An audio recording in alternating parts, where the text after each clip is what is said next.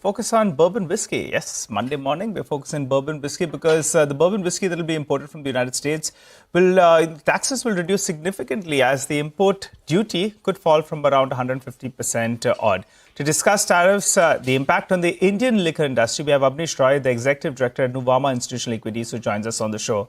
Hi, Abneesh. Happy for those who drink bourbon. It could come, particularly from the United States, it'll be coming in at a cheaper cost. But first, give us a couple of details. Some reports indicated that the market is not too large itself. So what is the number, the total quantum of imports of bourbon whiskey coming into India? And out of that, how much is the United States? Yeah, thanks. It's an interesting development. I think it's quite small. India, definitely, the key segments will be essentially the whiskey, which is Scotch whiskey, etc. So I think this is more of the visit which Indian Prime Minister made to US, and those concessions keep happening. Our sense is bourbon whiskey is too small. It doesn't really impact meaningfully overall scheme of things. Having said that, we are quite positive on the liquor sector, liquor consumption from the next 1 year, 2 year, 3 year view. We are quite positive. In fact, in our top picks, we do have both the two key companies, United Spirits, United Breweries. And we do see coming quarters in the current slowdown, for example. Everyone is speaking of slowdown. But if you see even in December quarter and March quarter, you will see strong numbers from both these companies. So we are quite positive on United Spirits, United Breweries. In the other discretionary space, we like Britannia, Nestle, ITC, and HUL also. Coming back to your question, I think it's a positive development. Ultimately, I think Street is watching what's happening in the UK FTA trade agreement. That is the big one, because that will impact essentially favorably in terms of the raw material cost and pricing in terms of the Scotch whiskey. But bourbon whiskey is too small, few $1 million. All right. So I think back of an envelope, I think reports indicate is less than $3 million, right? Bourbon whiskey coming into India. Yes. And what is the total imports of whiskey into India? And out of that, how much is Scotch, as you were just briefly mentioning?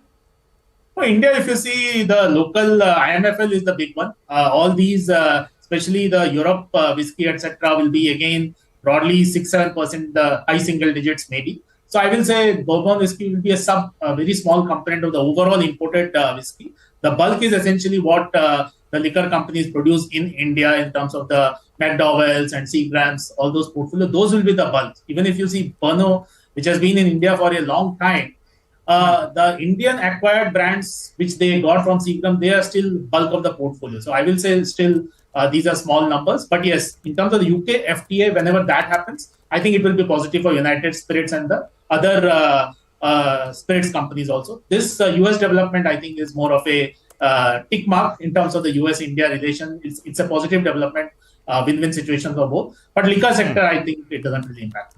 Okay, all right. Let's focus then, the domestic factors. As you said, you're bullish on United Spirits and United Breweries. Now, United Breweries had a bit of a tussle with the Telangana state government. They said they're not going to be supplying more. Now, what's happened is they've got a price increase and they've also got some of their dues that have come back. So, good strategy out there. What's your view on this price increase? Was it on par of what you were working with, or is it a little bit higher? And also their dues coming in, how positive is it? Yes, definitely. The new MD, Vivek Gupta, is doing a commendable job, both in terms of engaging with the stakeholders and new launches. Coming to Telangana, you are absolutely right. This is a positive development. I think 15% price hike is not at all bad. Of course, the companies will always want more. But if you see on a 4-year basis, 15% hike is a very good number. My sense is still profitability in Telangana is not to the desired level, but it is from a loss-making business, it becomes profitable. And if 17% of the pan-India business is from Telangana and that turning profitable, I think it will have a meaningful impact. And company will work to improve efficiency, put up bigger distilleries, and definitely work at improving the efficiency, which they have done even in December quarter. So yes, we do see that this market share gains, and if you see Heineken is doing quite well in the different states. We see United Breweries doing well. Of course, margins were disappointing in December quarter, but that's because they are investing the premium end with more bottles, etc. That will even out over a medium-longer term perspective.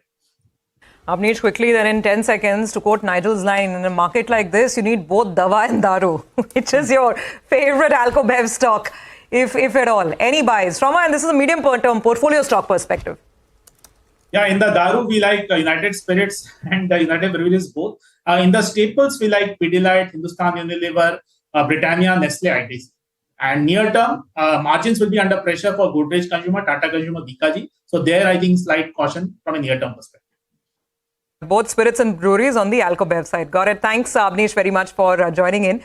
Let's very quickly go back. I think we have Mitesh with us for some final thoughts on the market.